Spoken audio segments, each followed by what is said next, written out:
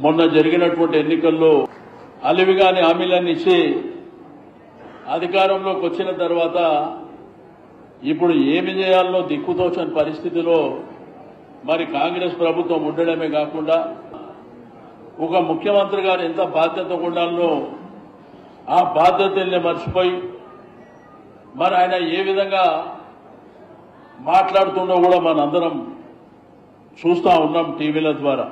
ఈ రోజు ఈ గ్రేటర్ హైదరాబాద్ పరిధిలో కేటీఆర్ గారు మున్సిపల్ మినిస్టర్ గా నాకు తెలిసి స్వాతంత్రం వచ్చిన తర్వాత ఇన్ని అద్భుతాలు చేసినటువంటి ఏకైక మున్సిపల్ మినిస్టర్ కేటీఆర్ గారు అని చెప్పి నేను ఈ సందర్భంగా తెలియజేస్తా ఉన్నాను.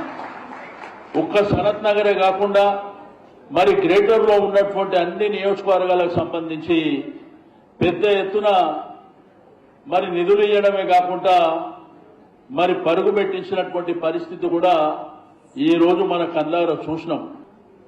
వాళ్ళు ఇచ్చినటువంటి హామీలు 100 రోజుల తర్వాత స్టార్ట్ కాకపోతే మరి ప్రజా చైతన్యం ద్వారా ఏ విధంగా ప్రజల్ని సమకూర్చి ప్రభుత్వం మీద ఒత్తిడి తీసుకొచ్చేటువంటి కార్యక్రమాన్ని డెఫినెట్ గా చేస్తామని చెప్పి నేను ఈ సందర్భంగా తెలియజేస్తా ఉన్నాను.